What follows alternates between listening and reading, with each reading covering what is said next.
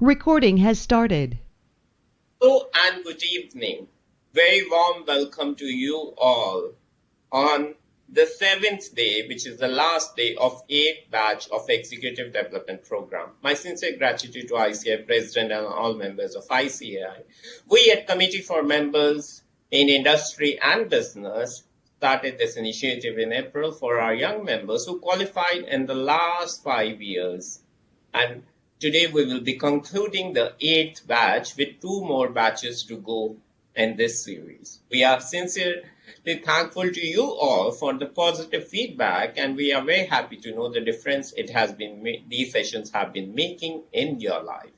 Today is another day when we have 2 of our young professionals who have achieved significant success in different areas they have worked in, and they will be sharing their journey, their expertise in helping us learn different things, starting with goal setting by CA Abdul Nasser. And then we move on to a technology, which is also one of our favorite subjects and which significantly relates to our success, considering the developments which have been happening in the future.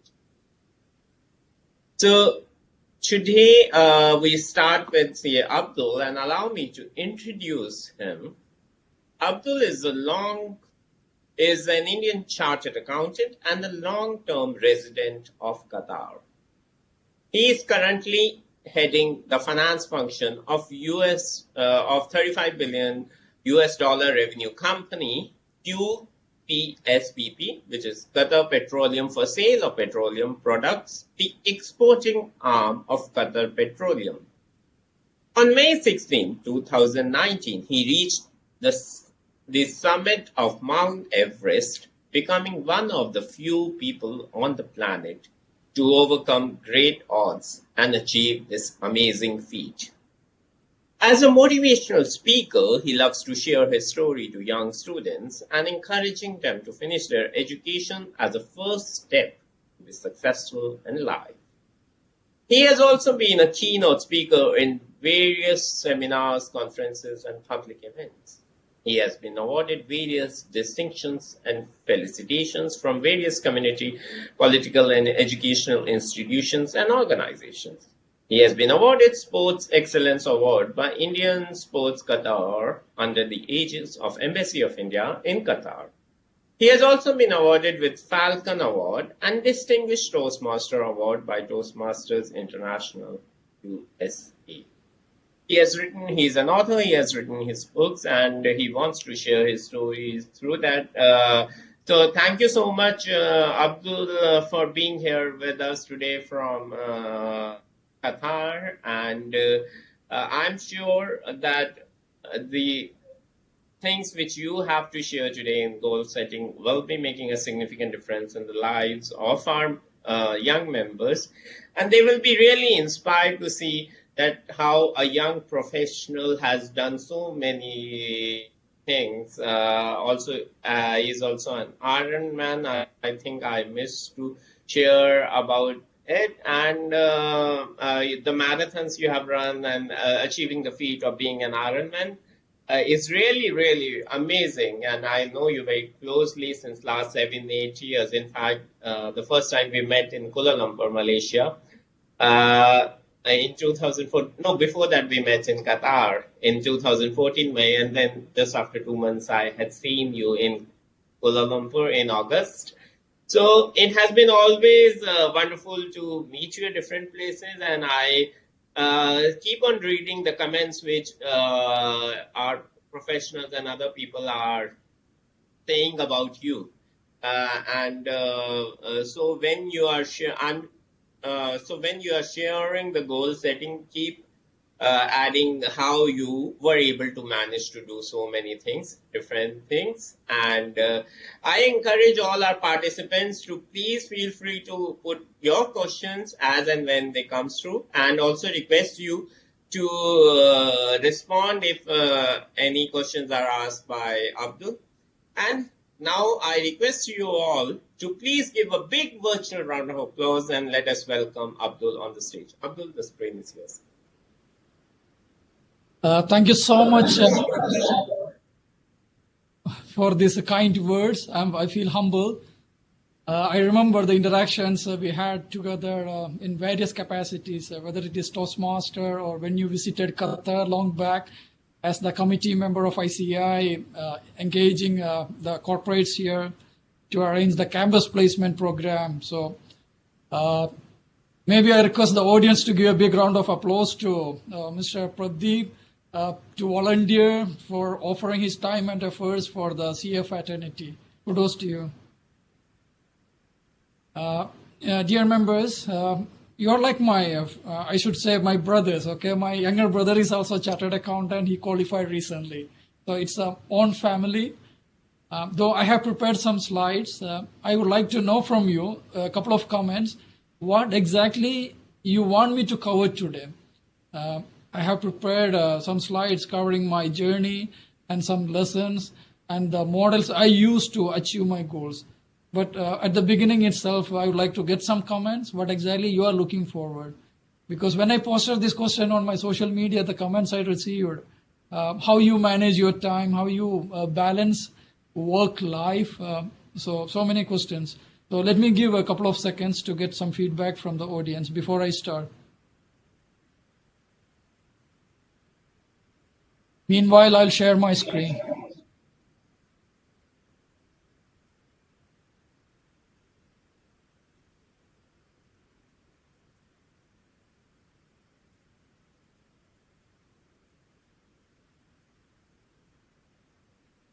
Pradeep, sir, if any comments, you can keep reading them. Okay. Yes. So we have the comments have started coming in, Abdul. So many have asked that how, as you said, that how you manage your time. So this is one of the most wanted comment, that how you have achieved so much personally and professionally both. So it goes with, I think, time management and how you are able to manage your life. Then there are questions that how we can achieve success. What do you think, that whether practicing field is good or industry? Then there are questions that if you can also throw light on how you see members getting opportunities abroad. That what is the best way to get these opportunities. And then there are questions regarding how you have seen the changes which are happening in professional field, our requirement of upgrading our skills. So skills has been another question which has been asked. And another question which has come up, it says that what you believe is good for young members, whether they should look into opportunities in India or abroad, and which are the most preferred countries as per your experience. Yeah. So if any other comes through, I will share. Okay. Thank you so much. I'm so excited. Some of the points I already covered, I plan to cover in my presentations, and others I'll cover when I proceed, when I progress. Before I start, let me congratulate all the young members for clearing this one of the toughest exam, Chartered Accountancy. You all deserve a big round of applause or congratulations. Before I start, this is the disclaimer. Even before I do any adventure activity, normally I used to sign this disclaimer form. So I repeat the same here as well. I suggest all of you to read the disclaimer.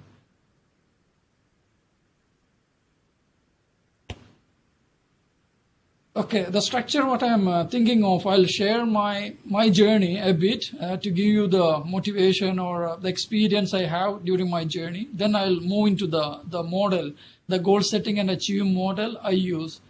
So going back to the goal setting, to share with you, even I started this setting the goals, achieving the goals way back, if my memory is correct, when I was in the 7th standard, that is 12-year-old boy. Why I say this is I'm coming from a humble family, from a village background in southern part of India, Kerala.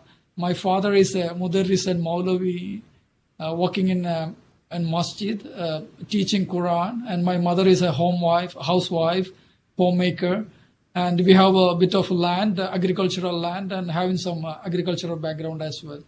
So at the age of 12 itself, I realized that education is the only option for me to get out of this trying to meet both ends meet and this stringent economic conditions.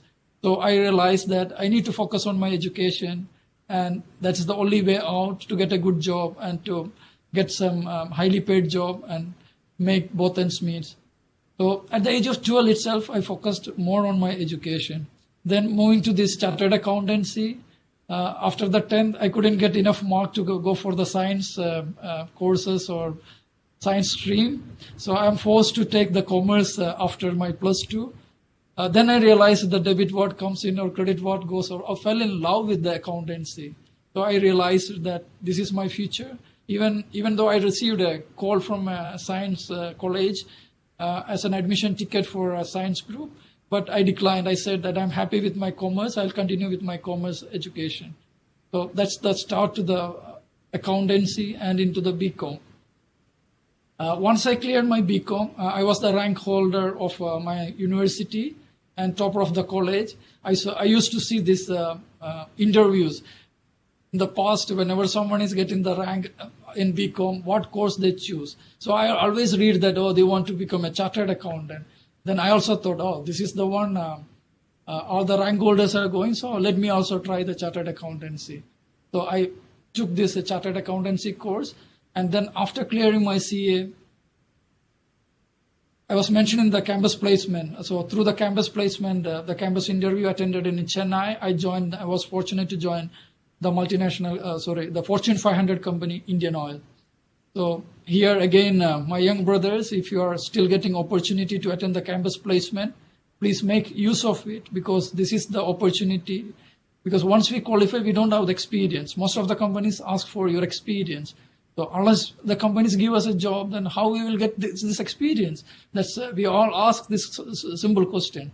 So the campus placement, there we will get the opportunity. Even without any experience, we get a good opening. That's the base, or that's the foundation of our long innings, a good rewarding career. So this stage, I got different companies in the interview list, but I selected the oil and gas industry. There is a story behind that, because one of my cousins, he was working in the Middle East.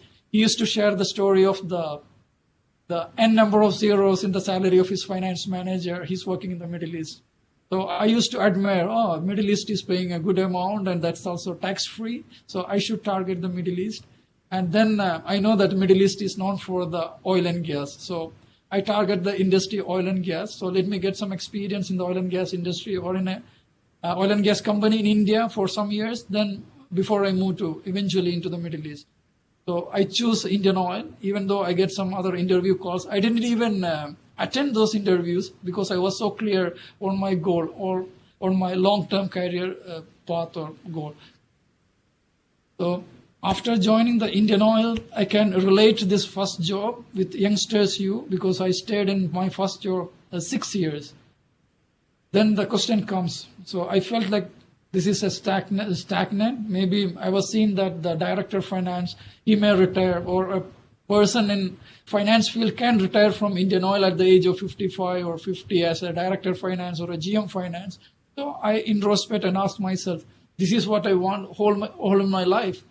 I said, no, I want to be heading a company at the age of 40. At the young age of 40, I want to reach that stage of CFO, heading a finance function of independently the whole company for a region. So I decided to leave Indian Oil and move into a multinational company. So that's the time I moved to the Kane Energy. It's a British multinational company. So they took candidates who are already experienced in the oil and gas industry. So I moved to Kane.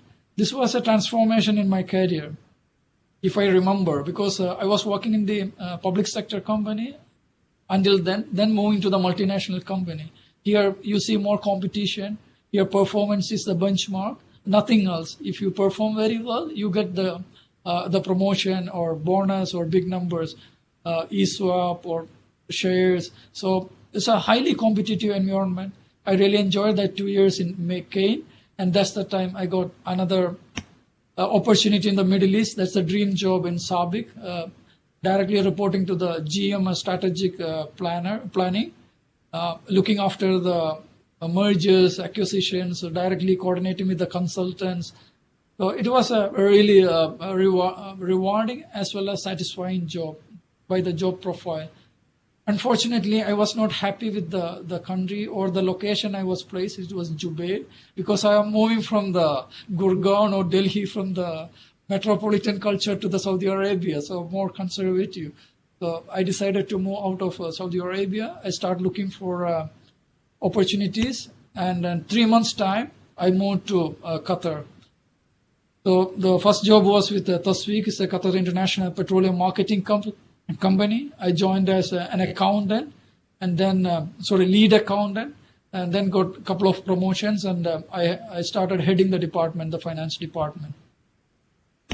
In 2016, this company has merged with the national oil company Qatar Petroleum, and I moved to the Qatar Petroleum since 2016. So since then, I am working with this company, heading the finance function of Mr. Pradeep introduced QPS PP as head of finance.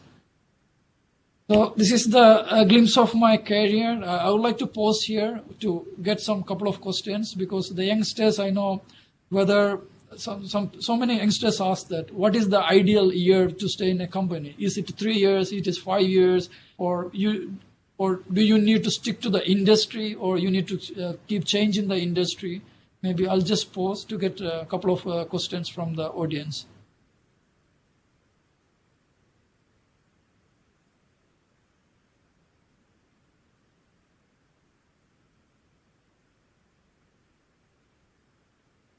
Yeah, Abdul, we have just one question regarding the thing which you are mentioning, whether to stick or change, is how is the politics in industry, which you can comment upon, and I think then you can move on. Okay, thanks. As a person, it's all individual decisions. I decided to stick to the industry. So far, I didn't change the oil and gas industry, though I changed the different verticals, because I started with the marketing arm, Indian Oil, and the pipeline or the refinery division. Then went to the Cain, it's a development, the production, and exploration. So then I moved to the SABIC, it's a petrochemical. Then the Tasweeq is international trade. I'm currently also in the international trade. So though I changed the different verticals within the industry, but I didn't change the industry itself. The reason is knowing the business. That's so critical for your advancement in your career path, especially when you come to the leadership positions. I see it as you're partnering with the operation, or with the marketing, or with the CEO, because the role is completely different. So if you are aware of the industry, the business, there's a more chance to excel in your field. So that's the reason I didn't change the industry. But again, it's individual decisions. Then the politics, it's everywhere. Whether I say no or I don't want to comment, it's a fact. But I try to be away from all the office politics, or because we work for the company and not for any individual or for the bosses. So that will give the clear guidance and clear direction in various areas when we want to take a decision. So let me move to the next slide. Thanks for your comments. Please keep typing the comments, whatever you have. Let us make it more interactive. More you ask questions, I'll be more opening up. Coming to this, my sports side. This is where you are invited as a speaker for today, not because of the chartered accountancy, not because of my technical skills, how to balance life. So let me share the story of how I started running marathons. As everyone expected, our life is like mechanical, okay? you study well, you get a job, then what is the next? You get married, you get settled, and the job challenges is a pressing job. You're a chartered accountant, so many Excel sheets, so many numbers. Closing is a monthly closing, quarterly closing, annual closing, the cycle complete, this repeats. And eventually what happened over a period of time, your life becomes so routine, and then the health issues pops up. So at the age of 35, I had the cholesterol issues. When I go for the health checkup and the doctors start giving me the warning signs. Okay, now you reach the stage, you need to go for the tablets to reduce your bad cholesterol. So this is the time I happened to listen to a Toastmaster speech as well. It's a motivational speech. We brought the marathon runner is having so many Guinness World Records in his pocket, and he was sharing all his adventure stories, all his running stories, and the poor Abdul sitting in the audience was thinking, what happened to me? Because when I was in the college, in my BCom days, I used to be a martial artist. I used to practice Shaolin Kung Fu. I used to work as a trainer in Shaolin Kung Fu. Then the CA, chartered accountancy, then the career, the Fortune 500 company. Completely, I was off the track. So I was thinking, no, it's not too late. It's 35, still you can go back. So I had a conversation with him after the meeting, and he motivated me, he inspired me. He said, till you can start your the physical fitness level, start walking for half an hour, take a slot of minimum half an hour from your busy day time. So I started walking, and another story happened in the same time. Very unfortunate, I mentioned that one of my cousins, he said that the rosy picture of the Middle East, the salaries, and he unfortunately faced a cardiac arrest during his sleep while he was sleeping. He was young at the age of maybe in his 40s. Yeah. Leaving his family behind, he left us. So it was a shock to the whole family, all of us, to change the lifestyle, to take good care of the health, the fitness, and the cholesterol level, to change the lifestyle. So all this happened in the same time. Then I changed my lifestyle. I start going to the Corniche in Qatar, Doha, for an evening walk. Sometimes I used to bring my sports attire while coming to the office, and while going home, instead of going directly to home, I go to the Corniche and spend half an hour. So after reaching home, you can say that you consider this half an hour as a traffic jam to commute from office to home. So the family also didn't feel any pressure because he's taking every day half an hour for walking or jogging. So that's the way I started. In 2 years' time, I started running marathons. So it's eventually progressed. 5 kilometer to 10 kilometer to half marathon, 20 kilometer, and then 2016. And this picture is the Paris Marathon. That was my first international marathon. Then that hobby further developed. So far, maybe I lost the count of the marathons, but my fastest marathon running time currently is 3 hours, 17 minutes. And I set a goal to run the Boston Marathon. The entry itself is only for those who can run the marathon in the fastest time. So I'm training for that. Hopefully next year I want to qualify for that marathon, and in the following year I may run if everything goes well. So in the introduction, Mr. Pradeep has mentioned Ironman. This is the pictures I took during my Ironman race. Happened in 2018 in Kuala Lumpur, this is in Langkawi. This happened in Kuala Lumpur, Langkawi in 2018 November. Those who don't know the Ironman, just let me explain the distance. Not to say that I'm a very healthy person or strong person, just to explain what is this Ironman race about. First, the race starts with an open water swim, where you will swim around 3.8 kilometer open water swim. Then you take your bike, go for a cycling or bike ride for 180 kilometers. Once you finish that 180 kilometers, you start running a full marathon. That is 42.2 kilometers.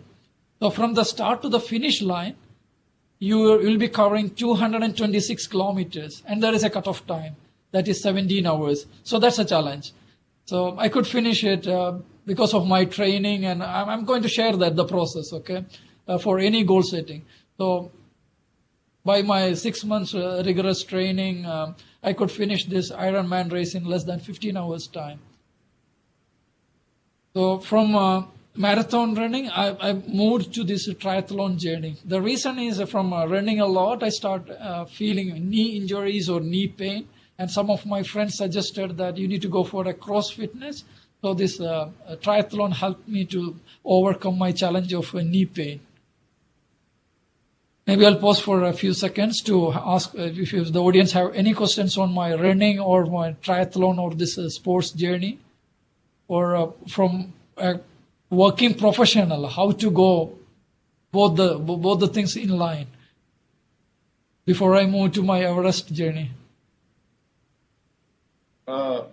Abdul, as of now, we don't have a question on that, but we have again got that same question which came earlier, that how to get work in the Gulf countries. That is one which has been again asked by a couple of participants. And another question which has been asked by the participants is, at what age could you achieve your target of heading the finance division of a company? Yeah, these are the questions, right? Okay, coming to the first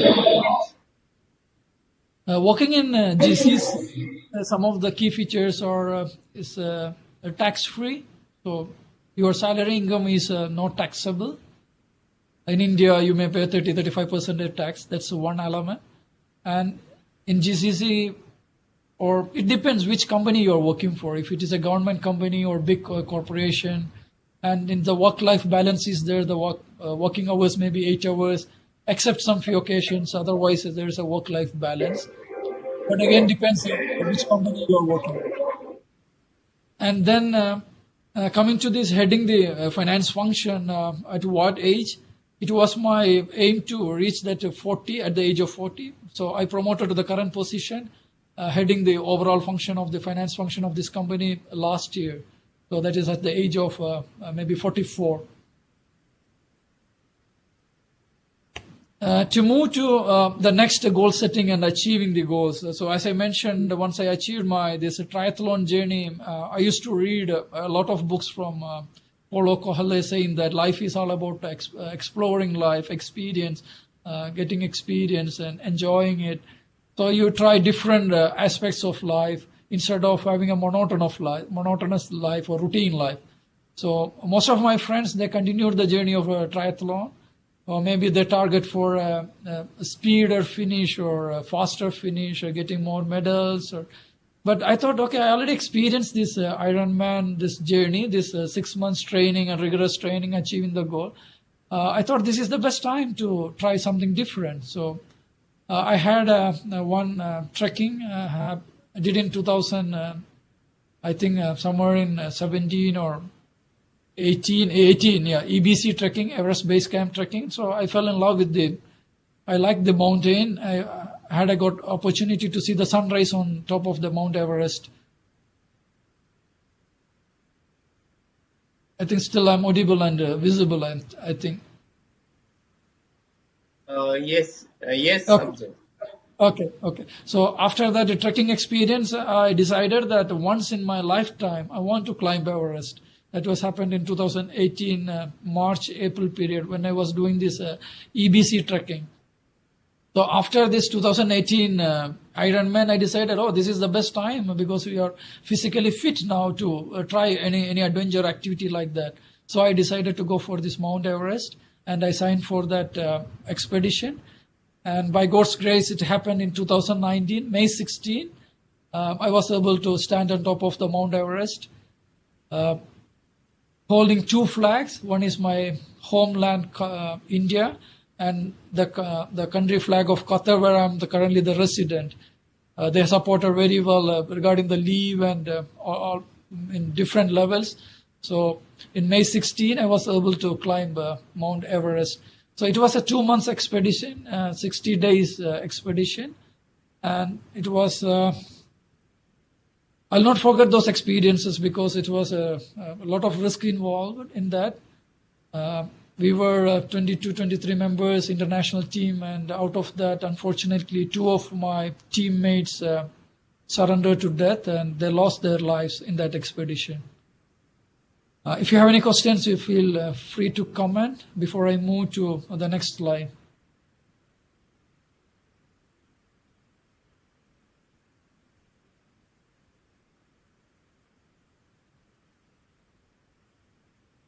Abdul, we don't have a question. We have a feedback that it's a very interesting session from some of the participants. So you continue your journey, I think, with that. Okay, thank you for the comments. Moving to this next goal setting, because today's topic itself is 360-degree success. So I'm not restricting to the career or the profession. It's overall life we are talking about.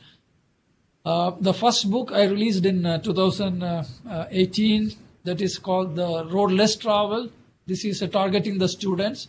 As I mentioned, I'm coming from a humble background, from a village background, and I realized that the only escape from that economical issue or the challenging life situation is to get education.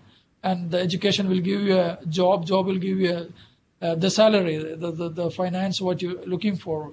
So whenever I used to visit my homeland, the village, I used to visit the schools and say all the stories, share all the stories. As students, now you feel it's very hard, but don't skip your classes. Focus on the education. There are so many NGOs or banks you can get even educational loans. So focus on the education. That is the only remedy, only solution available to you.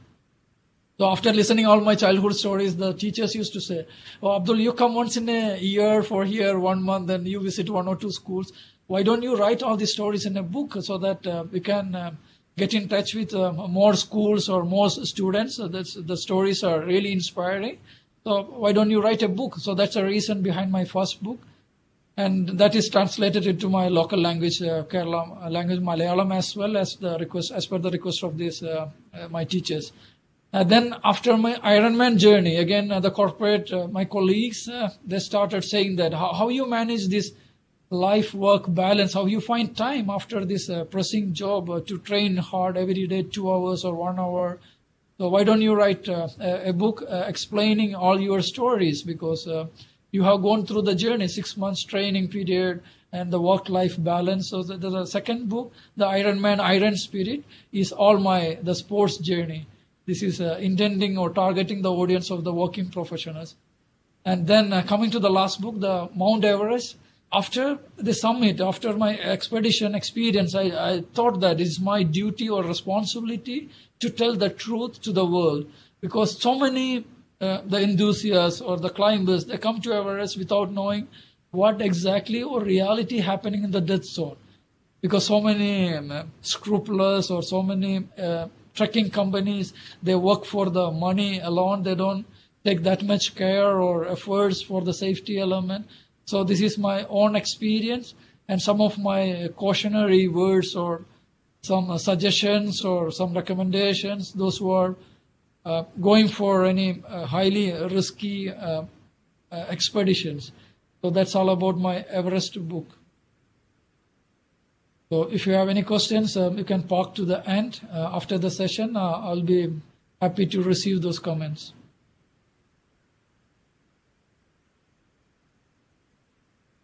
I'm presenting a resilience curve. I'm sure most of you must have heard or listened in so many speeches or motivational sessions, this curve. If you happen any event or any difficult challenge in life, even the COVID or a job loss or a loss of life on a loved one or a relationship break, heartbreak or anything or financial calamity so everyone passed 3 stages. The first stage is called a reconcile and then reorient and then recommit. Or you can classify its ending of the previous era and then the transition zone and then the new beginning. So first, people to people, it takes different time to get adjusted or to get out of the situation and to find a new beginning.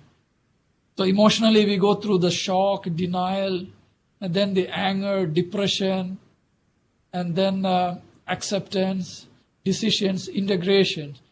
So why I am showing this slide, there is a reason. I mentioned so many achievements or so many goals I achieved or the target I set and achieved. I think 2 weeks ago, when I posted a flyer regarding my book on social media, I got a comment saying that, Abdul, what is your important success factor? Is it hard work, perseverance, or time management, discipline, or something else? When I reflect myself, yes, it's true. All these, whatever the skills mentioned, whatever the characters mentioned, all those skills are required. Discipline, hard work, perseverance, commitment, all these are required. But when I reflect myself, I found that there is another reason. There's a trigger point, or there's a fuel inside me. Was some event or something has happened to me. It was a challenging one, but I converted it into my benefit. For example, I mentioned that when I was 12 years old, I decided the education that is the only thing it can help me. The reason for setting that goal was that I just pass out, and in ICAI cleared, I get into the my corporate career. So I converted. So there is an event, something has happened to me. That was the fuel. Coming to my marathon. Okay, now I get so many medals, I collect so many podium finishes. But what was the trigger? Life has thrown me the curveball. I got the cholesterol, high cholesterol. Maybe I can continue with the visiting the doctors, having the tablets, continue the same lifestyle. But I took it as a challenge. Okay, this is the light. This is the bulb. This is something. Wake up from your sleep and take action. So I started walking, running. Then I converted that challenge to my benefit. By God's grace or touch wood, now, alhamdulillah, I'm not visiting any doctors unless for any routine checkup. So I converted that challenge to my benefit. And again, the books, or I'm an author, there's a reason behind that. And the Mount Everest, there is a reason behind that. And the career, there is a reason behind that. So this is the resilience curve. So even any of you gone through this challenge, just try to see what opportunity lies there. Instead of blaming that, instead of becoming a victim, just convert that challenge to your benefit. Because events, there are two things. One, you cannot do anything about that. It happens in your life because life is not fair. That's a fact. Life is not fair. But what we can do, what best we can do, is to convert to our benefit. So this curve, just remember that there's a time element, okay? Because so many instances I have seen that somebody is going through a bad time or challenging time. They say that, okay, just forget about that. This is a benefit for you. Convert it to challenge, opportunity, and so many advices. But you need to go through it, okay? There is no shortcut. You need to go through it. For example, you go for a distract, go to some other activity. It's not going to help. You have to pass through these stages. And also some of your friend is going through this. Just remember that. You don't need to give so many advices. Just be there and help them, support them to make their day-to-day life moving and going. And no need to give so many advices. Everyone aware of all these stages. So I thought of sharing this slide. To be more aware of this resilience and the stages we all go through. Coming back to this 360-degree life goals, as I mentioned, for me, goal setting is not limited to a career or our profession. It should cover the whole elements, all aspects of life, whether it is a new year or whether it is a financial year, or whether when you are reaching your birth date or any particular time when you are setting the goals. Set the goals in all aspects of life. In career, I set the goal that at the age of 40, I want to head a company independently. And the health-wise, when I hit the cholesterol, I decided that, no, I'm not going to take the pills. I'm going to reduce the bad cholesterol. But be careful, okay, all cholesterols you cannot reduce or by walking, jogging. There are certain, you need to take the medicines, okay? I'm not giving that advice. But take your own calls. And the wealth-wise, again, you are all my young brothers. So I took the decision when I was so young, when I started working, that I want to get a crorepati at the age of 40. So then keep changing the goals. Okay, that's a different. Keep moving target, but set the goals and then work on that. you will achieve that. There are so many things. Once you set the goals, once you put your mind to that, I'm going to cover the model I use, but I'm saying that your goals should cover all aspects of life. And the relationship. You want to improve your relationship with your spouse or with your husband, wife, family, friends, and you need to have goals, how to work on that. Nothing will happen just by itself or by thinking about that. You need to work on that. You need to take actions. So you need to set goals on the relationship front. And the spiritual side, to the Creator, to the whoever, to whatever the beliefs you have, that is the spiritual life, to improve that. And the social part. The life itself, the purpose of the life changes over a period of time. You want to give return back to the society. Your life should be meaningful, purposeful. That's the contentment and happiness. So everyone has a social goals as well. So you need to set your goals on the social aspect as well, and the passion. I would like to remind you, okay, we all joined the CA, the career, or after a certain point, we are going to look back and see that what happened to those our music skills, what happened to our dancing skill. We used to draw so many paintings, pictures. What happened to those skills? We used to play football, volleyball, and so many things when you are a child, when you are in the college. What happened to those things? So we should not forget that life is the total of all these different elements, and we should continue to pursue our passion along with your professional and personal life. So you need to set your goals on this passion element as well. So once you set the goals, now coming to this model, checking my time as well. Okay, I have 15 more minutes to cover. This is the model I use to achieve the goals. If you see that any statistics or research, it says that 93% goals are not achieved. People set the goals. Almost everyone set the goals, but 93% people never achieve those goals. That's why every year, New Year, we continue to make the same resolutions, because we may focus for 1 month or 2 months, go to gym, and then we lose focus. But this is the model I use. So the goals. So the goals, what we set, should be something beyond our current circumstances. What I mean is something out of the box. It's not like that if you are earning a 10% now, just make a goal to earn a 12%. It's not something transformational. So you should make something like you need to make a big jump from the current situation. And it should be very specific as well, the goals. I'll go one by one. It should be very specific and focused. As I mentioned, the career goal, at the age of 40, I want to head a CFO function. I want to head a company. At the age of 40, I want to have a corpus of this much amount to retire. I want to have this health goal. I want to reduce my weight. I want to run a marathon. I want to pursue my passion, the relationship. So each element make a specific goals. The specific means you should be able to imagine that the final end and see the picturize that. When I was doing my CA, I used to visualize myself with that CA, the prefix before my name. I even created my email ID, Nasser CA, when I started my CA course, because I was so sure that I'm going to clear my chartered accountancy. So it should be like that. So you should see the clear end, the final destination. You should be able to visualize that. So clear. In Everest, you should be able to visualize yourself standing on top of Everest with the flag, something like that. And then we do the first step. Okay, we all set the goals. So the next step is more important. The belief system. This is what I want to stress upon, the implicit belief, not the explicit belief. The explicit one, we all talk about, okay, I can't do that, I will achieve that. The implicit one, we doubt ourselves. Am I good enough? Am I going to achieve those goals? No, it's not my cup of tea. So those implicit beliefs need to be changed. How that is possible? It's easy to talk, yeah? But by experience.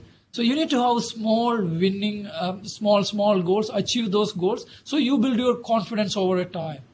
For example, if you are putting an alarm for 5 a.m., if you are not waking up, not able to wake up at 5 a.m., you will not go to get the confidence. You start, once you put a goal, whether it is a small 6 a.m. or 5 a.m., you have to wake up at 5 a.m. If you are not intended to, if you are not serious about that, don't do that.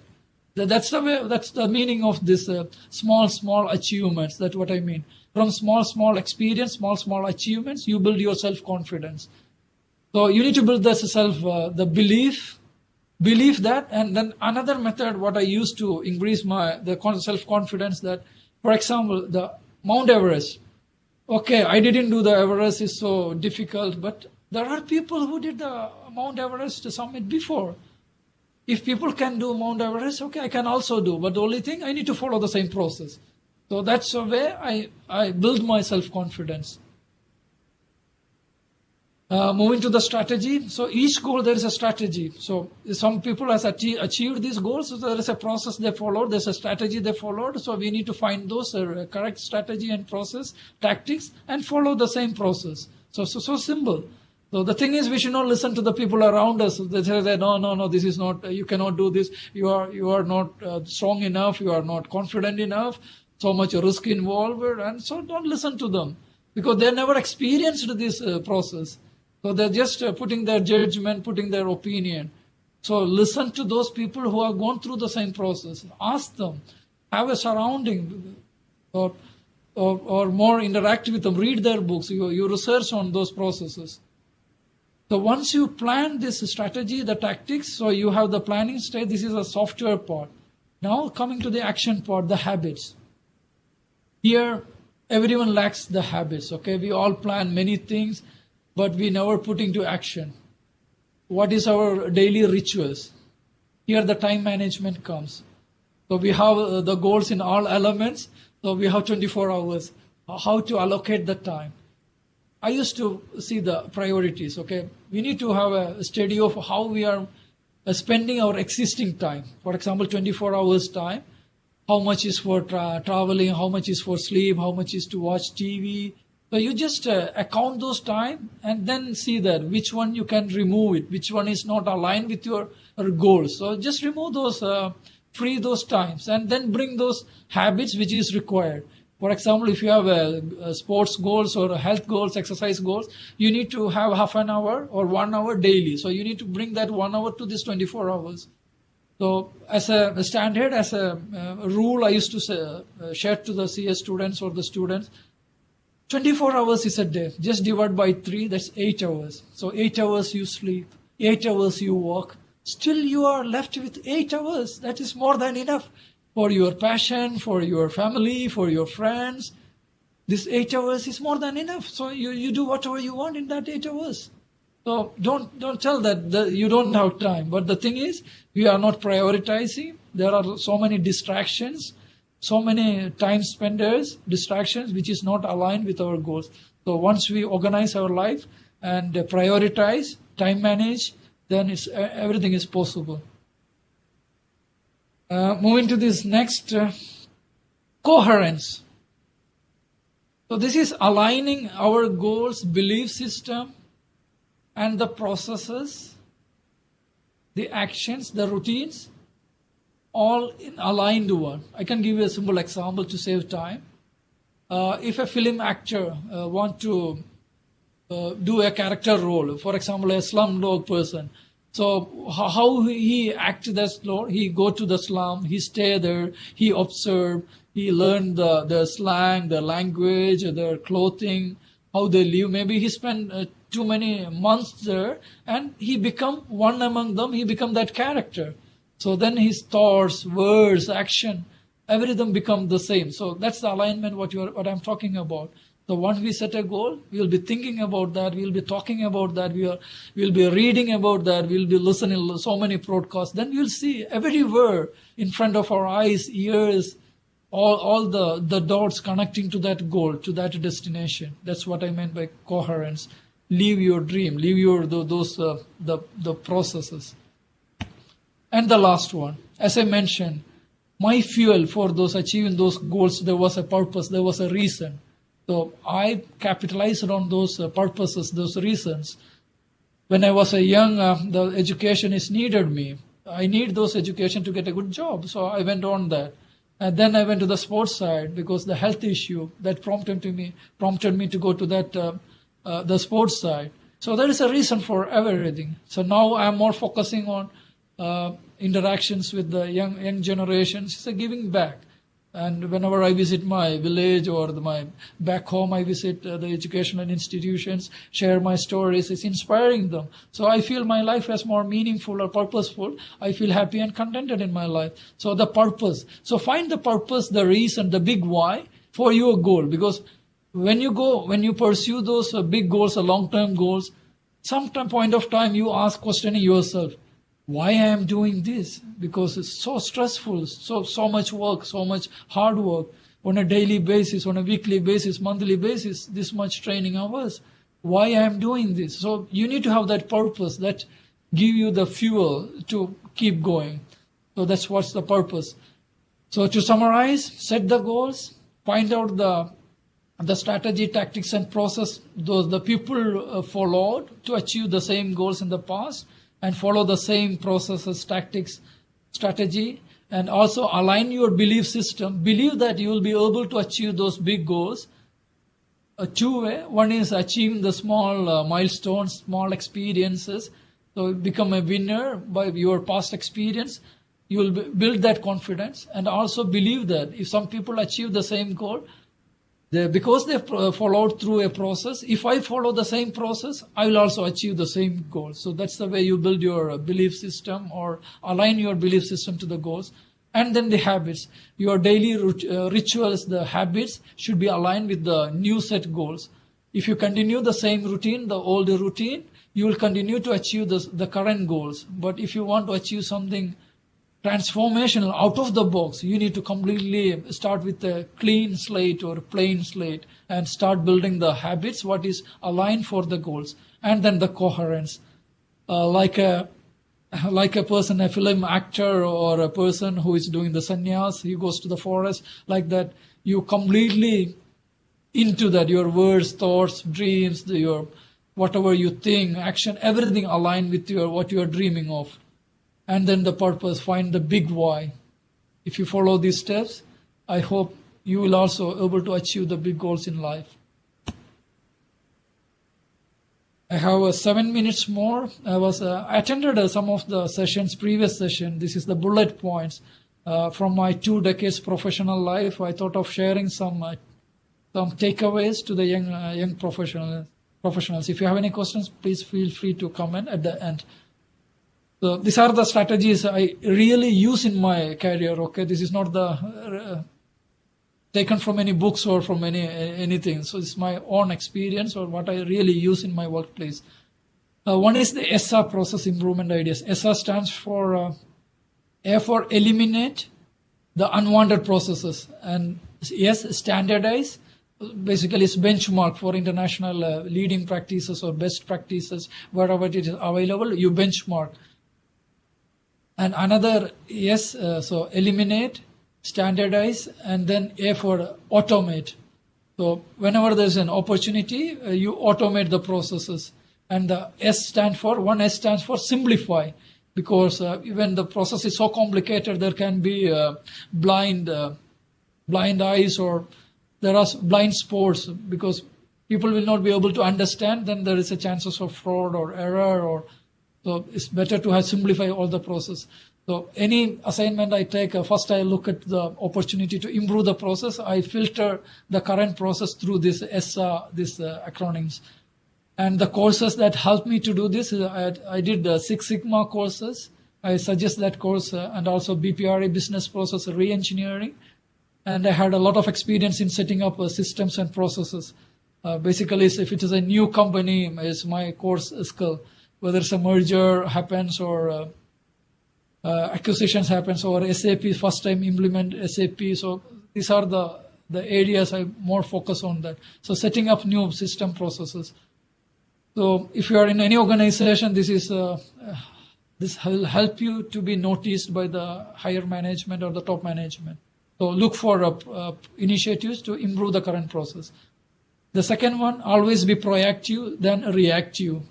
So if you are working on a project or anything, and if you see any challenges, please keep communicating to your boss or manager well in advance. Don't wait for the last moment to get everything go out of your hands. And the third one, never point fingers or blame game. Don't go party to the blame game. So whenever there is a challenges, put it in a nice way, in a positive way. Keep following up and keep escalating to the manager for some help or support. But never say that because of that, I couldn't do that. Never go for that approach. And do not bring problems to the table. So whenever you are coming with problems, always find a solution, then go to the table for a discussion. So you should not be a problem, bringing problem to the table. You always come with a solution. And learn and delegate. This is also one of my observations that some of the people, they feel very insecure to delegate their key jobs because they feel like they may lose the job. But if you don't delegate, your hands are always full. You want to go to the higher responsibility to take more challenging roles, you need to free your hands. So you learn the job. Wherever there's an opportunity, you delegate and you take bigger roles, higher roles. So never feel that insecurity. Communicate, communicate, communicate. Assumptions are the mother of all problems. I have seen that enough this point has been emphasized. When I moved from the basic job to the supervisory level after 5 years, I decided to join the Toastmasters to improve my communication skills. So in a supervisory job or in a leadership position, this matters a lot.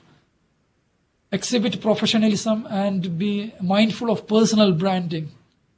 As we are all professional, we know what this means. Our dress code, our time management. Yesterday's session was covered most of these elements. So be mindful that, and on a daily basis, how you dress, how you project yourself. Whenever someone say your name, your picture should come to their brain, to their mind. Okay, you want to have that brand building. So be focused on that. Work for the company, not for the boss. This is the guiding principle I follow because some of my past, there may be some bosses, they may be so harsh. So if you stick to the company policies or if you are so clear, this will take you through those decision-making situations. Stay away from the office politics. I already touched upon that. Assume the chair of your manager. This is another strategy. So you see that, closely monitor, observe how your boss is working. Have you ever seen that your boss going to his boss and saying that, no, I cannot do this, or this is impossible, this is difficult? He always take those challenges and he deliver it. So this is your stepping stone. So even though you are working at your level, but take more responsibilities, more ownership at one level above. So that will help to be noticed. Grab volunteering CSR opportunities, especially in the company. If there is a fire warden, first aider, so many opportunities comes. Grab those opportunities. These are all helpful to be noticed in the company. When you change the job, think of your storyline in your CV. So I suggest not to change. Minimum 3 years. You need to stick to one company. Maybe that's the minimum time that will add any value to your CV or to your experience, to your knowledge. Find a mentor. There was a session yesterday. I completely vouch to that. Like sports, you have coach. In Everest, we have Sherpa. In office, you need to find a mentor. It no need require. It is not necessary that your mentor should be in the same company. To be more comfortable, you can find someone outside your corporate, outside your company. Learn skills, update, and stay relevant. Now it's a changing environment. Look into the future, not to the past. You need to be relevant and updated. And even if your company is not supporting you financially, spend from your pocket. You are investing in your career, okay? So go for any new, upgrade your skill, new courses, new skills, whether it's a leadership courses. I did so many courses. So one of the courses was very helpful to me was leadership coaching, certified coaches, ILM in the Institute of Leadership Management. I did one leadership coaching course. So you keep upgrading your skills, so that will be very helpful to you. By time-wise, I reached the time. It's the personal life pointers. Define success, that what it means to you. Time is most precious asset. Health matters at the end. Build your USP on your strength. Do not wait for perfection, but excellence. Find positivity in everything. It's the attitude. Do not expect life is to be fair. I covered all this through my experience or my example. Adversity is an opportunity. to practice resilience. And some suggestions on the goal setting. The one thing I suggest that book for that's a good read, and some podcast. You can take a screenshot. I suggest to read my own book. It's available on Amazon. And as I reach that time, I don't think I'll be able to take any questions. If Pradeep Singh allow me, I can take one or two questions. Otherwise, thank you. You are a wonderful audience. I end with my two quotes. There are no obstacles in life. There are only opportunities in disguise. Opportunities to adapt and improve. And the final one, there is no limit. Everything is possible. It's all about continuous improvement. Thank you. Over to you, Prabdik Singh. Yeah, thanks, Abdul. You have there's one question which I had thought to take, considering the time has passed. You have partially answered it on the recommendation of a books. If you can add on to it and suggest some other good authors normally, which may be helpful for our members, because that's a couple of our members have asked that question. Best books thank you. I normally read the biographies. That's the type of books I normally read.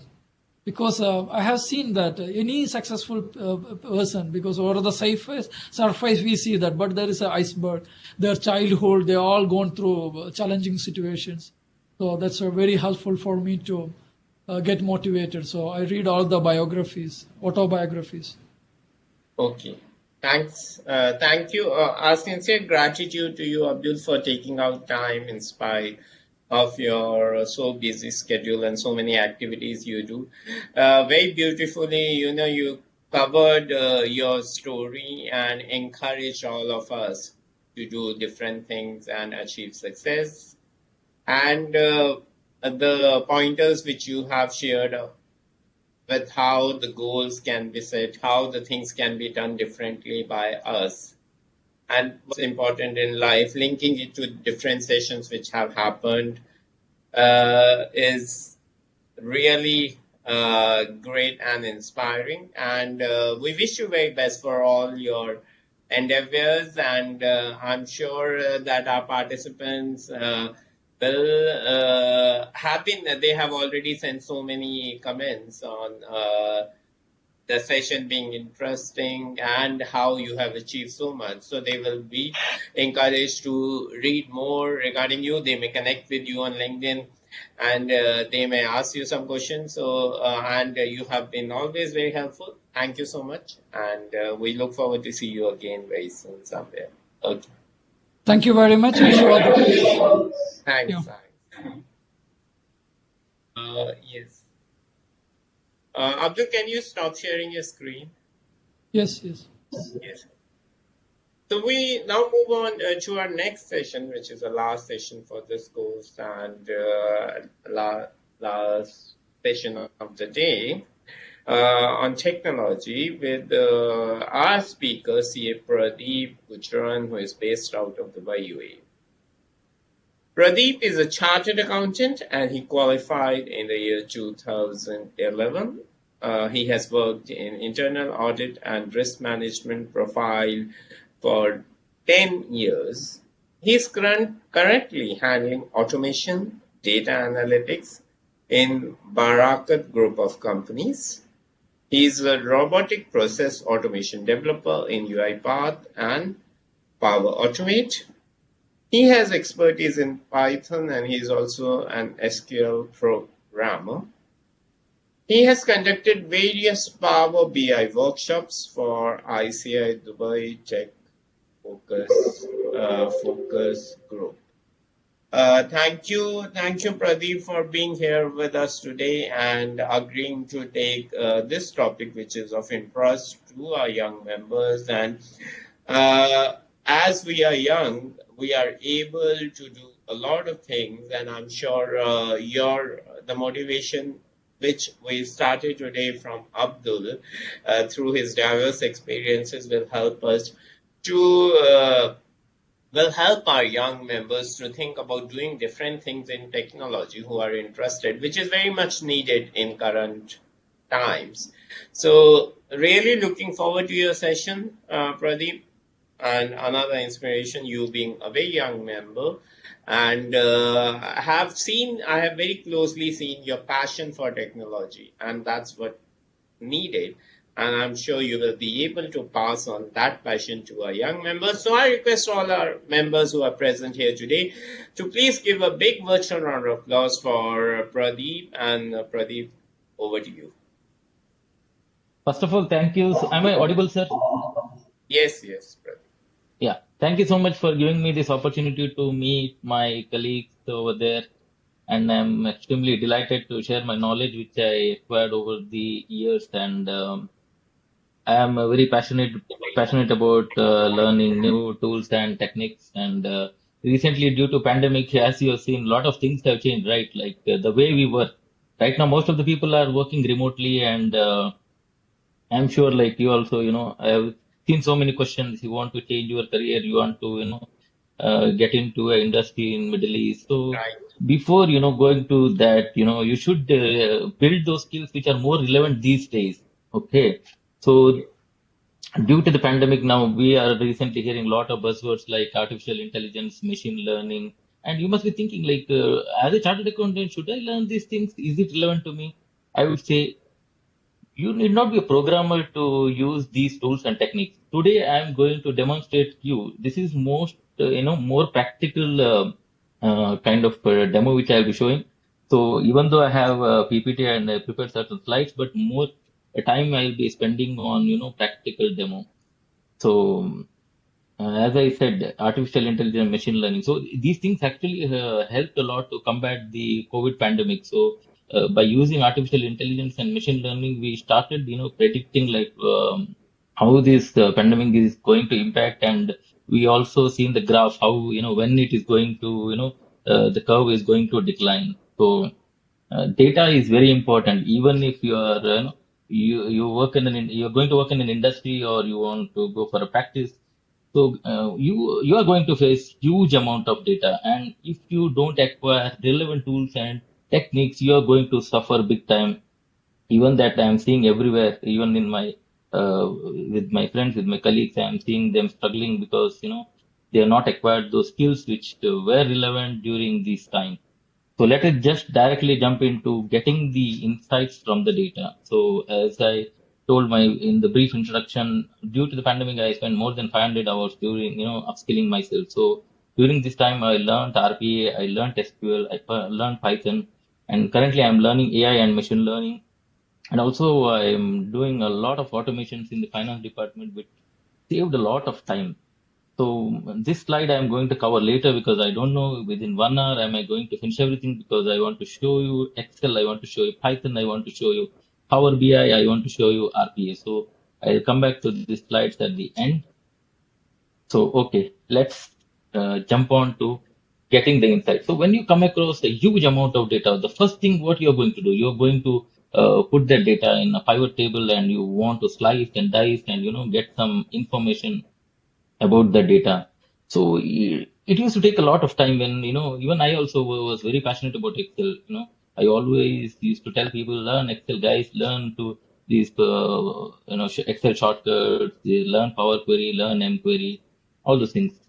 So data is basically a raw material. It doesn't make any sense until and unless you put it in a tabular format and get some meaningful information out of it. And insight is very important. And management is actually very much interested about the insights rather than your tables or how you present the data. So for even for taking the various business decisions also. Data is a fuel for insight, and insight is a fuel for taking the business decisions. So that's how important it is. So let's directly go to Python and let's see how we can get quick insights from the data. So I'm just my screen.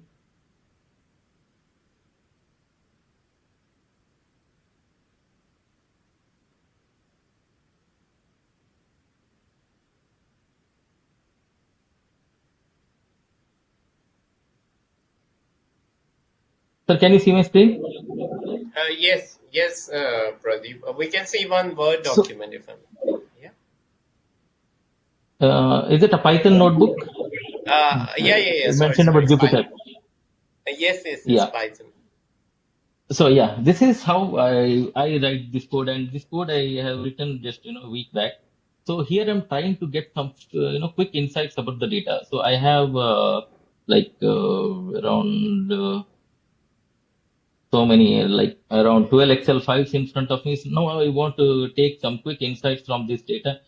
First of all, before taking the data, I want to put it in one single place. So Pradeep, two quick.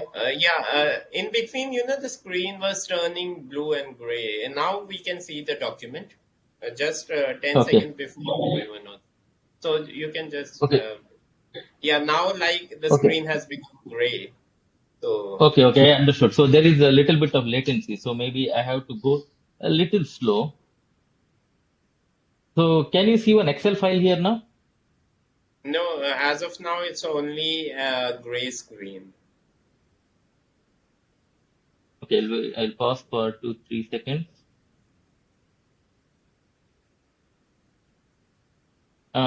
Is it visible now? Not yet. I think there are time some issues. If we can check with Nisarg, our technical support. Nisarg, can you hear us? Is it Yeah, visible now? now it's fine. Perfect.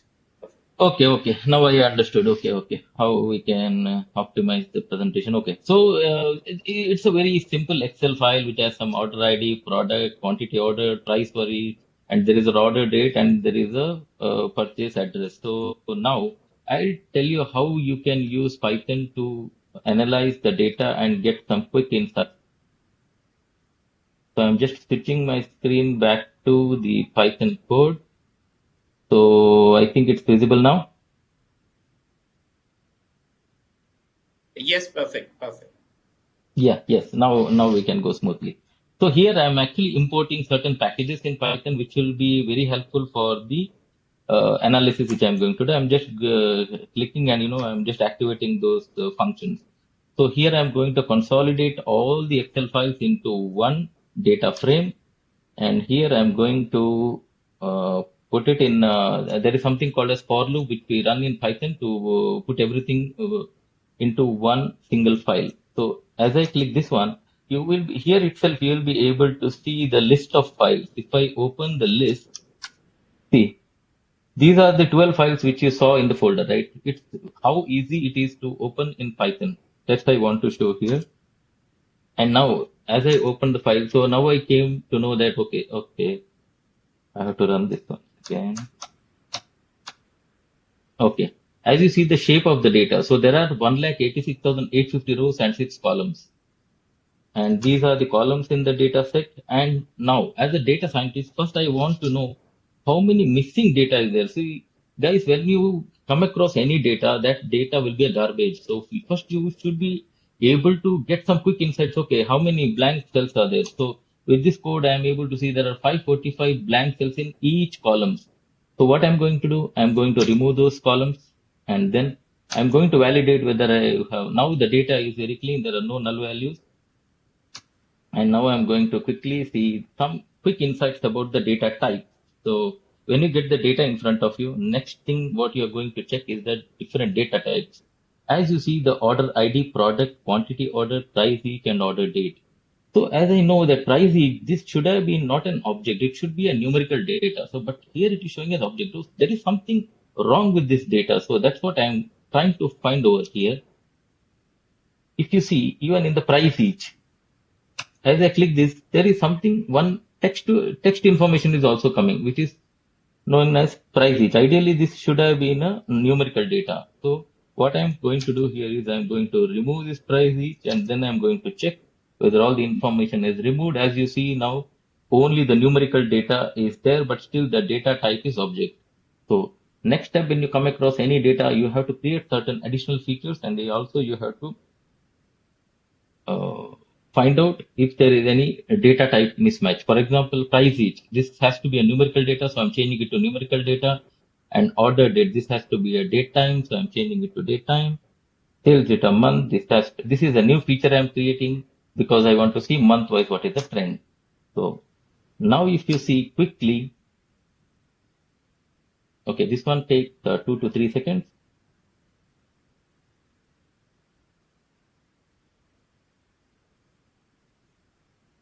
So by far, I have used Python for more than 6 months now, and I have created a lot of automations, and it has helped me to get some very quick insights of finding out the data. So outliers, I call them as a black sheep, which which will then making until and unless I treat those outliers or remove them. So I'll show you quickly. If you see now, the data types have changed. So order value has become float, month has become integer, and the price is has become float. So now, this is called a descriptive statistics. I know by now most of you must have already forgot statistical concept, but let me again remind you, you are going to use these concepts again. So you have to know what is mean, what is standard deviation, what is minimum, or what is the quartiles, and to understand your data better. For example, if I see the data by at least by a glimpse of it, I can able to see okay, my data has a very vast range, like it is ranging between minimum like 1 to 9. Here it is not much range, but as I see the positioning, like my 25% data is one, 50% also one quantity, 70% is also one. That means there should be outliers, and the high standard deviation also signifies that there is a too much distance between the average and the respective data. So that is denoted by a standard deviation. Now, how to identify the outliers using a box plot? If you go to my presentation, now it is very difficult to switch between the Python and presentation. Otherwise, I would have shown that presentation to you. But here, let me finish this one first. As you see, most of my data is lying between 0 to 2500, but there are, very high, there are only two data points which have reached 17,500. So definitely there's something wrong with this data. So let me see the value counts by individual item. So as I see, these are the different prices, and this is the frequency of occurrence. So as I see, 17,000 is appearing only two times, and rest of the data is showing a very high frequency. So that means that this is an outlier. So to prove my point again, so let me create a quick pivot table which will show product wise the price. So MacBook Pro, I am actually, there are two data points which are showing at 17,000. So there is an data entry error where instead of entering 1,700, if I mistake, he has entered 17,000. So this is, how quickly I'm able to identify and detect the outliers, and I can remove those outliers. So as I remove those outliers, and when I go and check it again, so now as you see, the data points have changed. So most of my data points is lying between 0 to 250, and there are certain data points which are at 1,700, 1,000, and between 700 and 550. So this is also denoted here. So if I run this code once again, now those outliers are gone. So that's the point which I want to prove here is that how easy it becomes to detect the irregularities or anomalies in your data. So going back to my presentation, so data preparation is the thing where we spend the maximum. 1 second, I think I have not shared my screen. I'll quickly share my presentation.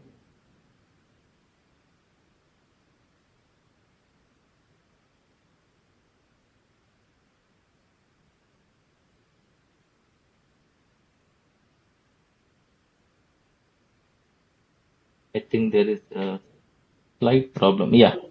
Can you see my screen? No, Pradeep, I suggest that before sharing the screen, you only open PPT and then share because it's gray screen now. Better. Yeah, so you open PPT then. Available? Not yet. So I think you can stop sharing.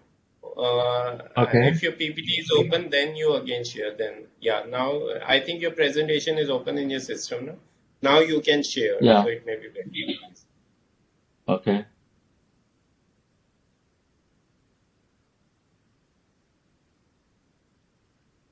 Yeah, now is it visible? Yes, yeah, perfect. Yeah, okay. So just now what we have witnessed is consolidating the data, identifying the null values, creating the additional features, and perform some descriptive statistics and detecting the outliers. If you see the graph next to me, this is exactly the box plot which I designed, which will show me the frequency of occurrence of each data, and it also see if there is an outlier. So if you see the middle one, it is actually an outlier. That's why the other one is a sorry, we cannot just trust you. So if you want to learn Python, so in this demo project, I have used only Pandas, Seaborn, and OS, which is very basic packages, but you can explore many more packages. If you're very passionate about of coding, I would highly recommend you to learn NumPy, SciPy, Matplotlib, which we use for visualization, date time, time and schedule, which we use for attended automations, PYODBC, if you're passionate about SQL. You can actually use SQL in the Python itself, and there is something called as MySQL. And if you are passionate about doing some PDF automations, you can actually use the packages called PYPD, PDF2, PDF Plumber. And if you want to send automated email alerts, you can use the SMTP. And if you want to learn statistical tools, then you should learn sklearn. Then, if you want to learn about AI, machine learning, deep learning, NLP, then you should explore TensorFlow, NLT. These are the various packages. I have used some of these packages, and there are some more packages which are not yet explored, so I'll be exploring at later. So now, I think you must have got bored when I presented Python coding, because I think most of us, this is a very debatable topic which I face every time. Why chartered accountant should learn coding? So first, I want to create that fear. The Python is important. I should learn. Now let's shift the one gear back, and let's get back to the Excel and see how we can get some quick insights from Excel. So if you see the cartoon, it's saying, finance here, we are not sure about this Hadoop thing. Could you just dump it all into Excel? This is a question which even I also face every time. Management want to see in an Excel format, and they just, don't want to see all those tools and techniques. So just let me jump on to the Excel file, which is our favorite. So let me quickly share my screen. Okay. Can you see my screen now? Yes, Excel file we can see. Yes, now it is your favorite tool, guys. So I think you will enjoy this part of the presentation. So this time I am having a very different data set. It is having some order ID, some product name, some quantity order, again the price each, and I think, yeah, it's the same data. So it has a order value, and I have created this feature. Okay, this date is not in a format which I wanted. I wanted a date like this, but it was coming like this, and you must be thinking like, how did I create this feature? In fact, this feature also you can actually create by using an AI. There is some AI which is pre-built in Excel, which is called flash fill.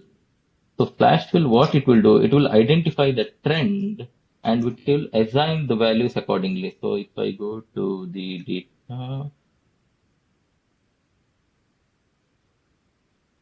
flash fill. So with a click of a button, I get all the dates in my format. Here you go. So now I have this feature with me. I'm just creating a pivot table, which I just, day wise, I want to see what is my order values. So this is the day, this is my sum of order values. Now I will stop analyzing and I will start predicting. So I want to predict what is my sales for next 1 year. So this data has ended on 31st December 2019. So what will be my sales next year? So just click of a button, you can actually do it. Just I'm selecting the data, I'm going to data, I'm going to forecast sheet. As you see, there is a chart, it has opened up me a trend. And if I follow a linear regression, so there are like upper bound and lower bound. So upper bound in the sense maximum, in next, let's say 1 year. So let me take till December 30. Okay. Till December 30, I would be achieving around 4 lakh sales. And if I go by the linear average, then I'll be reaching somewhere between, I think, 1 lakh 50 to 2 lakh sales I'll be reaching. Now I want the information in a table. So how do I get it? Just I'll click on create. It is creating a table with the data which I can actually present it. This is actually my forecast. See, just from the past history, it is showing me the sales for next 1 year. How beautiful it is. So without even, this is actually using something called as linear regression. Without having any programming knowledge, we can actually, use these pre-built tools and do the forecast. Is that not beautiful, guys? Indeed, it's very smart, and there is a lot of algorithm which works behind the data, which we are not doing anything. We are just using the tools. So I'm just closing this particular Excel file, and I quickly want to show one more very important insight tool. I'm just stopping my screen share as you said. Let me open the Excel file first, and then I'll start sharing. So here we are going to analyze the data by using artificial intelligence in Excel, which is your favorite tool. So I am presenting the screen again. So I think I clicked something wrong. So I am presenting my screen again. So yes. Sir, the Excel file is visible now?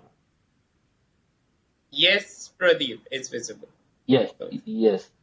So here we have a very different set of data which has the order numbers and quantity order, price for each, then sales, then different product lines, then customer names, then there is state, country, code. There's so many things, so many features, so many variables are there. So how do I quickly get some insights from this data? So nothing to do, just select the data and go to analyze data. This is also an artificial intelligence tool which will quickly give certain insights from the data, which is very important, and you will enjoy actually just going through how many visualization it has prepared. There are 35 results. Okay, let's quickly go through them, and let's see what the data. There is some story which data is trying to tell. So the data is telling us that product quantity ordered by product line and deal size. Okay, this is the visualization which is showing me the quantity ordered by the product line and the deal size. And it is saying that USA has noticeably higher sales as compared to the others. Then there is a customer Valerie and Diego who has the highest sales. Okay, good. So shipped accounts for the majority of sales naturally because every, we have to fulfill the order, right? So the fulfillment shift is the last order status. So that's why it is showing. Then it is showing the frequency of MSRP, the frequency distribution we follow. I'll tell you later time. So this is following a linear regression. See, quantity ordered and order value. It is showing highly correlated. That means whenever that order number is getting increased, the order value is getting increased. Similar correlation you will find in quantity ordered and sales. Again, it is if you quickly plot a scatter plot, it is showing again the linear relationship. Then what else? What else? So prices, it is telling me that most of the prices are ranging between, only if you go through the data also see the most of the prices are between 100 and 30 and 100. So there are little variation, like only the few prices. It is not like very different prices. Very few prices having a very high frequency. And then okay, classic cars. This is the highest selling item. And yeah, here I want to explain you about the normal distribution. So when you see any data, if it is following a normal distribution, so generally it felt that this data, there will not be much outlier because in any you can take any data. Let's say take data for purchase or sale. If in any random sequence, 90% chances that it will start with one. One in the sense like it can be a one, it can be 100, it can be 1,000, it can be a 10,000. And if there is any, abnormal variations, in that case, you will find the voucher number, which is nine, starting with nine will be having more frequency. That means there is something, somebody is playing with their data. Instead of doing a one purchase order for, let's say 1 lakh, he may be doing, 1,80,000, you must be doing like 90. So in that case, the voucher starting with 9 is showing a high frequency distribution, and the voucher starting with 1 is showing a low frequency distribution. So that means there is some problem with that data. So usually the data follows the normal distribution, and if there is any anomaly, it will not follow the normal distribution. That is the first indicator of outliers. So as you see, there are a lot of visualization and idea which you can get with the click of a button. So yes, this is about Excel and how we can use Excel to get a very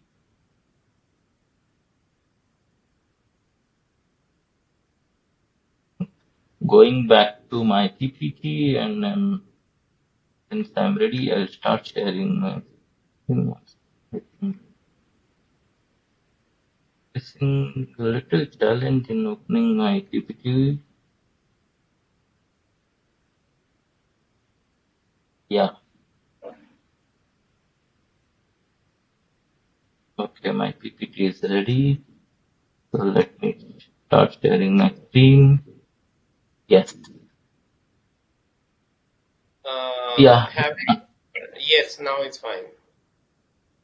Yeah, I understand that I am going at a very fast speed because I want to show many things within this 1 hour window. I think how much is the time? It's almost, I have 28 minutes to go, right, sir? Yes, Pradeep, 28. Yeah, so I want to show as much as possible. That's why I'm going on a little bit higher pace. So I think you won't mind that because you also want to learn maximum within this 1 hour window. So let's get into the most exciting thing for today, that is Power BI. I don't know, sir, my screen is visible? Yes, perfect, Pradeep. Yeah, yeah. So Power BI is basically a data visualization and data analytical tool which is used by most of the companies everywhere. So if you go to any company, either they must be using Power BI, or they must be using Tableau, or they must be using Alteryx, or they must be using Nine. So these are basically, they call it as ETL, extract, transform, and load. So if you don't have knowledge about these tools, then you are going to have a very hard time no matter in which company you go. So I conduct Power BI training. I recently conducted Power BI training for ICAI Dubai chapter, and got a lot of positive feedbacks. And even now also, whenever somebody reaches me on all these tools and techniques, I always help them. And I'm very passionate about this Power BI tool because it has saved a lot of time. In my company, I have developed a lot of automations, and which is giving very quick insights about what is happening in the company. So basically, for this particular program, I have prepared two Power BIs which I want to quickly show you without wasting any time. So in this Power BI, we are going to see some artificial intelligence tools like summarize, explain, increase or decrease, key influencers, decomposition tree, and how you can interact with the data just by typing questions. Okay, this is also a very powerful AI tool, and which will help you to get some very quick insights. So I'm stopping my screen, and my Power BI file is ready. So I'm just switching my screen back. So can you see a Power BI screen?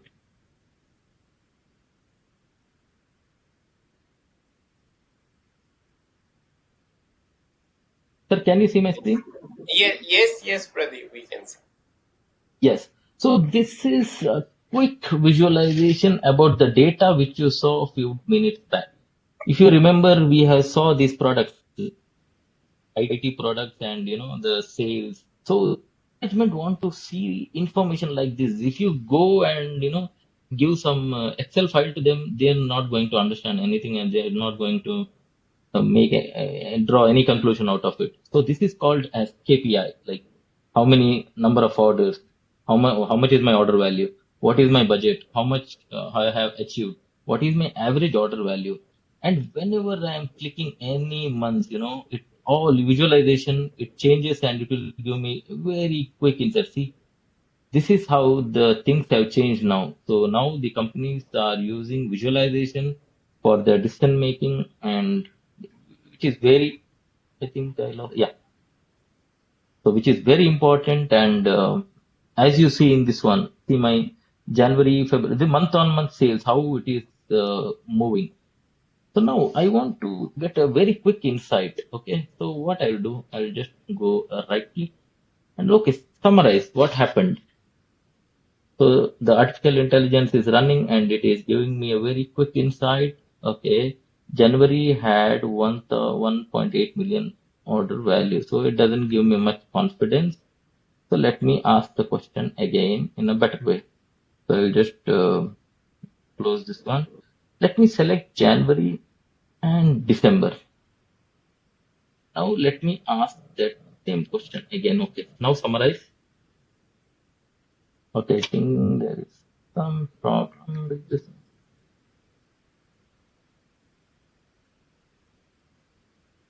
Let me select again January, December, and analyze, explain the increase. Yes. As I compare the 2 months, so I am able to see some very quick visualization. So this data is trying to tell some stories. It is saying Monday, Sunday, and Tuesday accounted for the majority of the increase. So okay, that means Monday, Saturday, and Tuesday is my high. Like the day when I have to, I can make a very good sale. That means other months I'm not making good sales, so maybe the customer also willing to buy on these 3 days. So let me run more promotions on these days so that I can, get maximum sales. Then if I see the week wise also, it is all actually showing me some patterns. And as I see MacBook Pro, laptop, iPhone, and ThinkPad had the highest increase among the product. So that is the reason between, that huge increase in the month of December. And also the San Francisco, Los Angeles, and New York City accounted for the majority of the increase among sales. So waterfall chart is the best visualization to see the increase or decrease in your sale when you compare 2 months. And one more thing which is very important, okay, which I am going to explain. Every company, wherever you go, they always want to compare their sale against the budget. So this particular visualization will show you order value and the budget value and the variance, like how you are actually making the progress. For example, even though I have achieved my budget, which is, I have crossed my budget more than 6%, in the month of May, June, July, August, September, consecutively I have been not been able to achieve my target. It is only because of December month where my budget actually, the actual 42% that actually compensated for the entire month.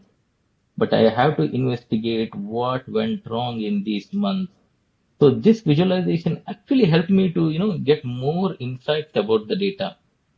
And this is how the company want to see. And if there are multiple locations, they want to see based on the locations how the trend is going. This is actually comparing between the budget and the actual. So if you ask me, how do I go about preparing these dashboards? So then you have to first learn about basics of Power BI. Then you have to learn something called as DAX. DAX is, the functions which we write. So this has a very different kind of language by itself. So it will take some time to get some hang about these functions, but eventually you will be able to design your own functions. In Excel, I don't know whether you can, create your own functions because when I use VBA, there were options where you can create our own use them. But in Power BI, it is very easy you go inside the modeling. So this is the part where we actually do the data transformation. So in my case, I spend nearly 60 to 70% of my time in cleaning the data. So data I think I showed you in the Python also. The data comes with a lot of garbage. So you have to remove those garbage and you have to process and get a clean data. So these are various steps. I am writing this step only once. Next time when I push the data, it works on its own. And you know what the beauty of having and learning different tools and techniques.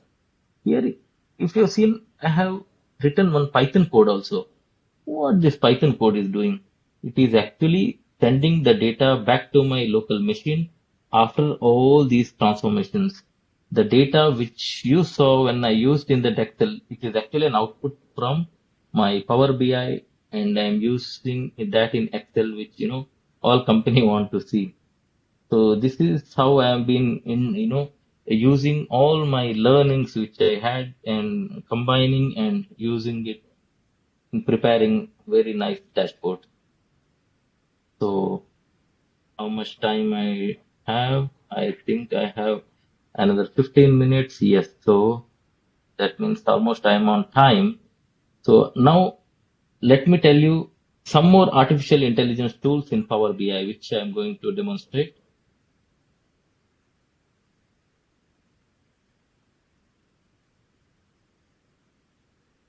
I think it's the same Power BI file. Sir, is it visible now? Yes, yes, Pradeep. Yes, this is my favorite presentation. In fact, recently I started spending a lot of time on learning how AI can help me in getting some quick insights about the data. You saw the data about the cars, right? I showed you a data about the cars, and what I did, I just used one visualization called key influencers. Key influencers is basically an AI visual which will tell me, for example, if I select any of the cars, for example, let me say motorcycles. So it is giving me a probability that country Switzerland, if the country is Switzerland, it is having the maximum. See, it is showing when country is Switzerland, product line is 2.98 times more likely to be classic cars compared to all other values of this country. So basically, what I am doing, I have given the lot of input to the data. So let me remove this everything. See, when I remove, it is also changing. Okay. Let me remove state and let me see only the country. Okay. When country is Switzerland, it is having, and country is gens. What is that? Gens. So that is having the maximum probability of getting classic cars as their sales. When I remove the city, the country is Switzerland, which is giving me the sale of classic cars is maximum in Switzerland. Let me change and let me see planes. Okay, what about the planes? So Japan is the country where the sale of plane is the highest. So let me validate how whether the data is showing me the true pictures, because this validation I did for myself. So I was checking about the product line planes. Let me see planes whether it is giving me the okay planes. Not not planes. Basically, I wanted to search just the city. Okay, which city is having the highest sales? It is the Japan. Okay, let me do the validation. Let me filter Japan. Let me see whether the story is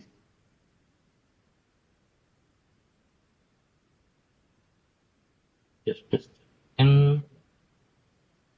Planes. Okay, validation.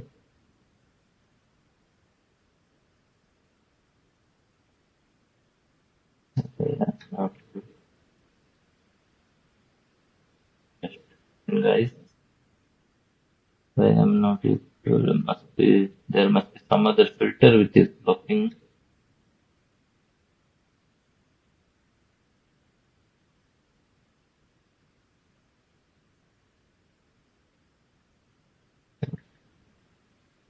Mhm.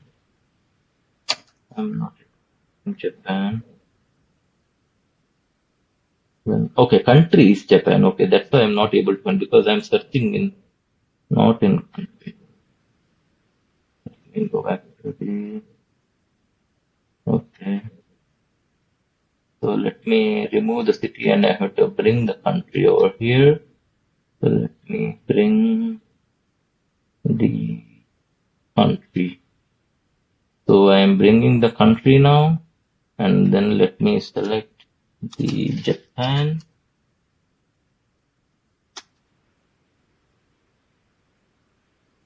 Still Japan. Okay, I'm still okay. My bad, my bad. I have to search in the country. I'm starting at the country. Yes, there you go. So if I see the distribution of sale of the cars, Japan. So as I see, the key influencers also showing me the same story. The plane is having the highest sales. So if I go to the validation, and as I see planes, it is showing 45 million sales.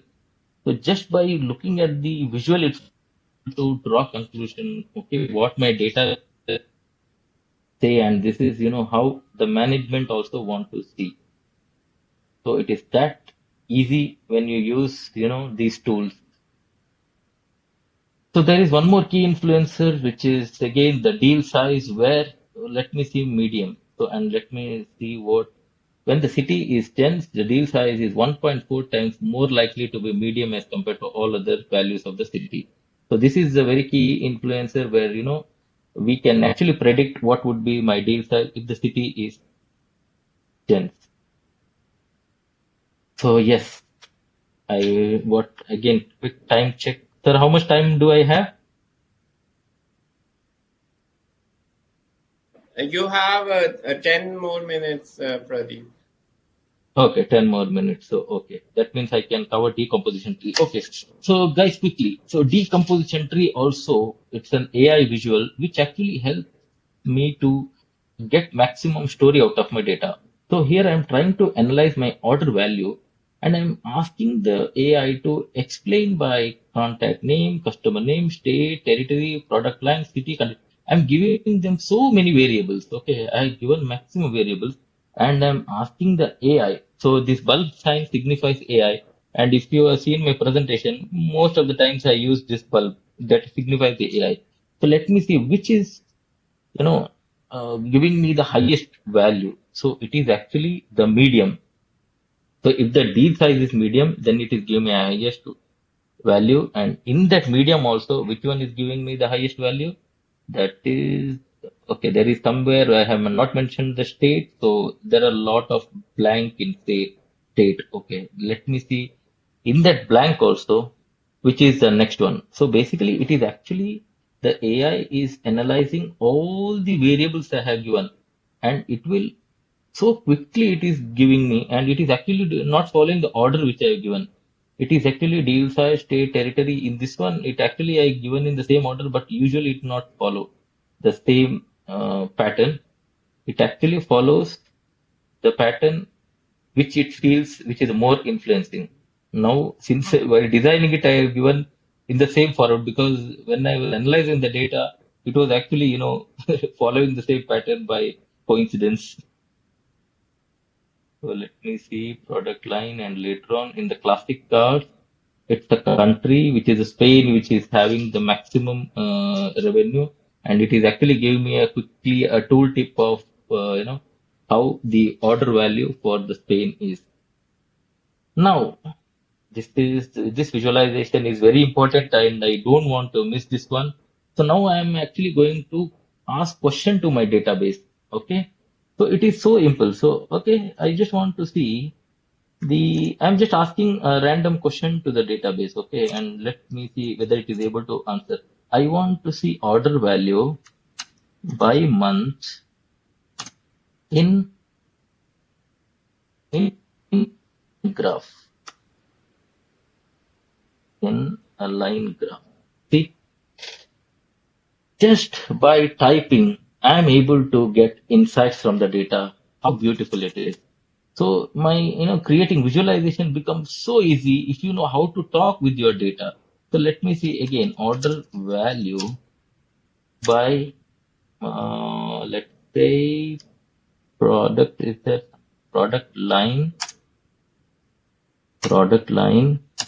in, let's say, pie chart. See, as I click pie chart, it is actually giving me a visualization in pie chart. Okay, let me see top 20 order value in table. See,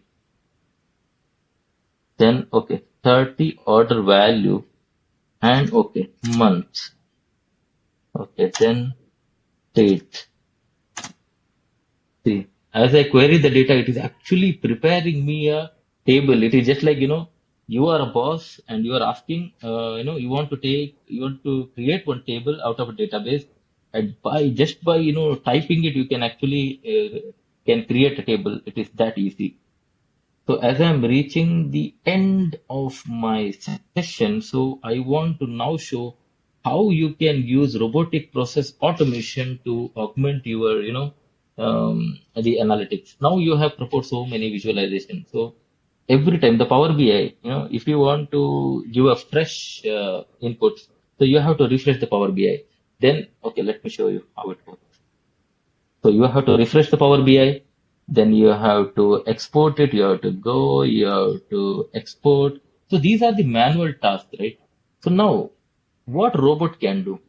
Robot, it can mimic the human action, and it can actually, if there is the same steps you are following, so you can actually automate that entire step, and you can actually run the bot to, it will automatically do all the steps which you are doing manually.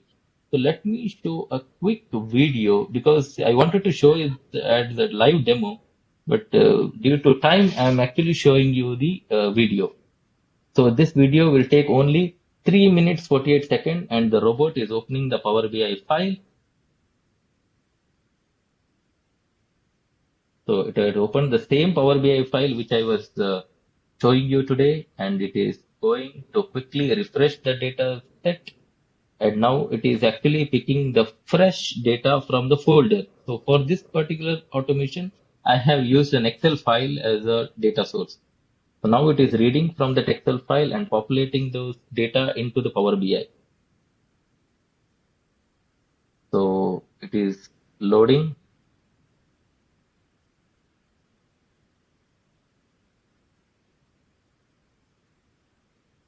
So it almost finished refreshing the data, and it will take a couple of seconds. I think it is almost ready with the, yeah. Now the data is ready. So now it is going to take a quick screenshot. So it is going to take the screenshot of the first page. Yes, it has taken the screenshot. Now it is going to take the CSV file because I want to see product month wise, product wise, what is my order value, what is my budget, and what is the variance. So it has exported that file, and now it is going to export the entire presentation into a PDF format. So as you see, it has exported both the pages, and it is going to save this PDF file. Just see how quickly it is doing.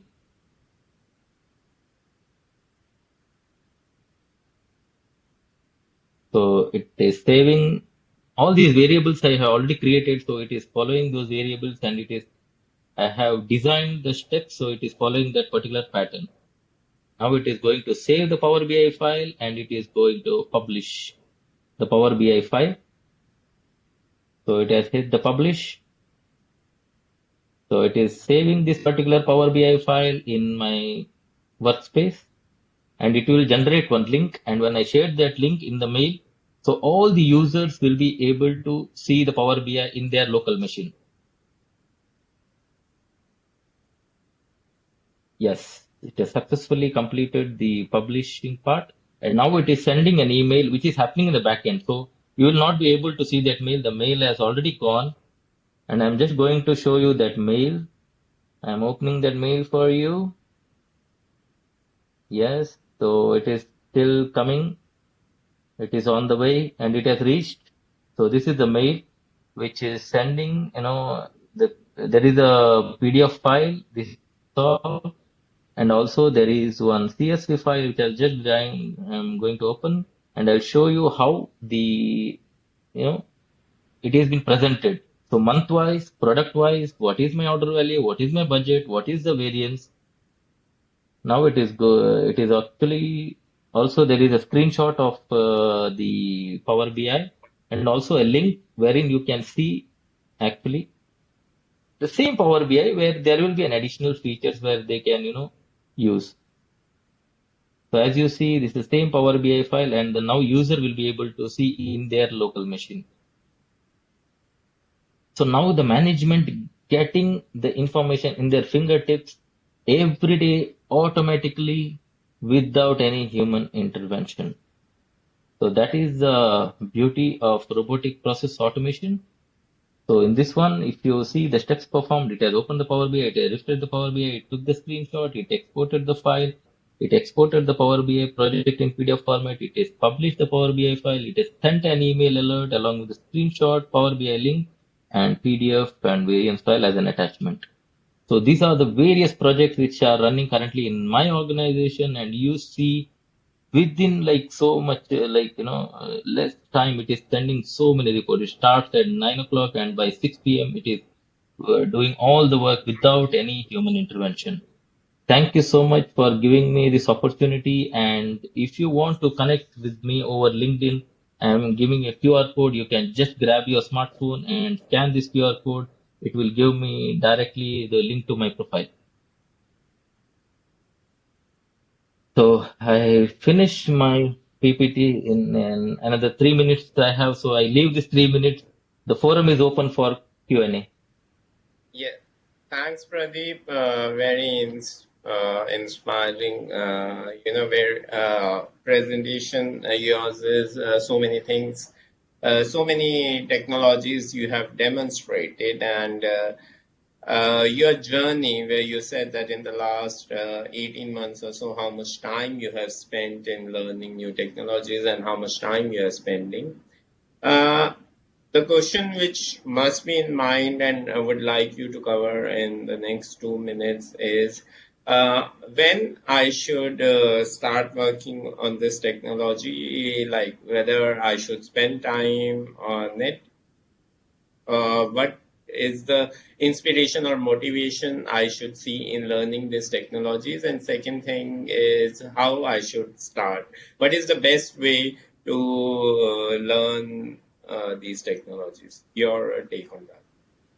Yes, thank you so much for that question, sir. Because I have been motivated by our ICAI Dubai chapter. They are conducting a lot of workshops which are very relevant for the current scenario and whatever is happening around us. So this has actually motivated me. There was one session which they conducted on that was bot in a day. So not bot in a day, so face off with bots. So that is session which Okay. triggered interest in me, and I was started thinking like being a chartered accountant, why I cannot design a robot? So then I thought, okay, let me Google is the best guru. So I started doing some research. So what are the things required for learning these tools and techniques? So then I came to know that okay, programming is not mandatory, but it is recommended. So let me take up the programming part later. Let me first understand the tool and understand whether it is required for me or not. See, we should learn something if it is going to add value to me. If I'm learning a tool and technique and I'm not going to use, it is actually going to be a waste investment. So I always kept in mind that if I'm learning something, I will implement that in the same day, in the same time. So even when I was learning this UI path, that is where I started. So I learned UI path, which is through Edureka, and it was like 35 hours of training. And during the training itself, I started designing the automation. So that is how I was able to connect my. So my key takeaway is learning anything, you try to implement that in your current organization.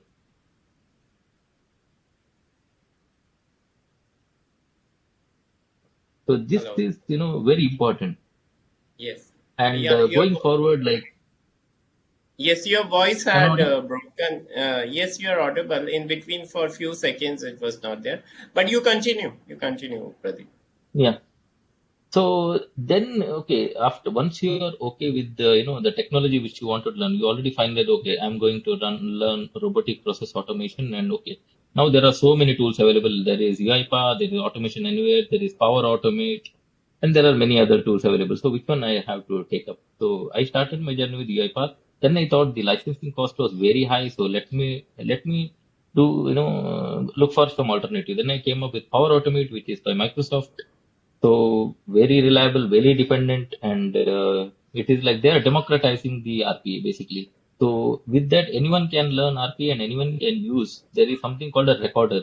You just have to record your step, and it will automatically create those the steps. But I don't recommend to do that. You learn creating the steps. That is where catch. That is where designing comes up. So once you spend some considerable time in the RPA, now switch over to data analytics. Data analytics is such an important topic with these days because data is, it is, a fuel.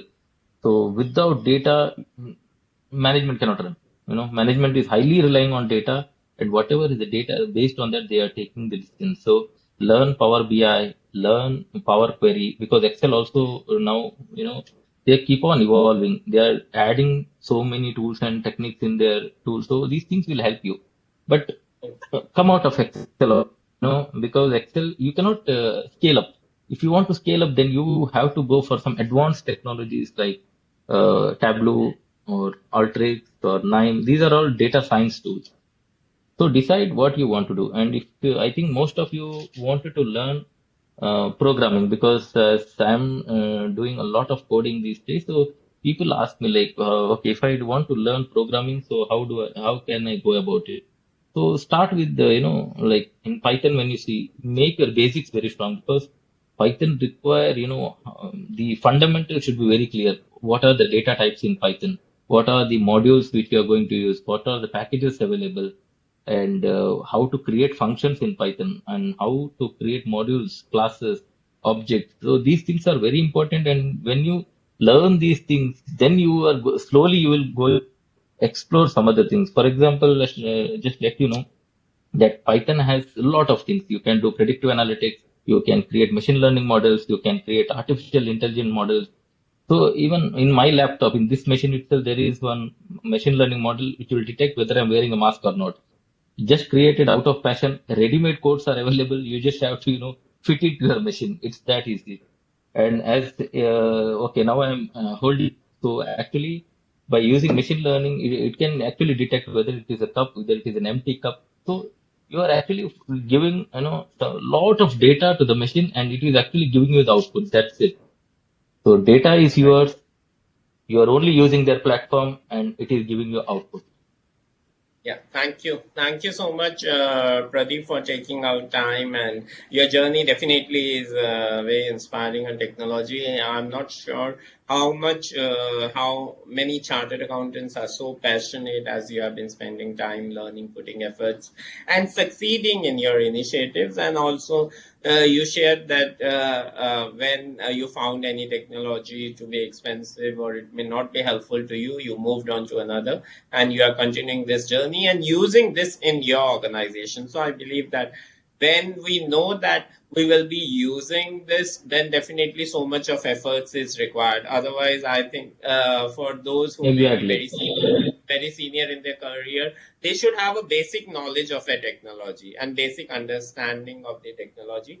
But when we know that we will be able to implement it, we as a chartered accountants, as Pradeep demonstrated, we can work on it and succeed in it as you have been. Uh, I have seen the encouragement which your management has given and how much you have been working. Definitely, it's very beautiful story which has come out with your presentation, Pradeep. And we wish you very best for all your endeavors and keep learning, keep sharing your knowledge, keep inspiring us, and keep making this difference. Thank you. So with this, we say goodbye Thank you to so all much. our Yeah. participants. We any last thing, any other thing you wish to share, Pradeep? Uh, One thing just it was coming up in my mind, analysis, analysis, analysis. Too much analysis will lead to paralysis. So limit, the time which you are spending on data, and try to get insights as much as possible. That is my final conclusion for the day. Thank you so much. So, please do remember what Pradeep has shared. Wishing you all very best. Take care. Stay safe. Good night. Bye bye. Thank you so much.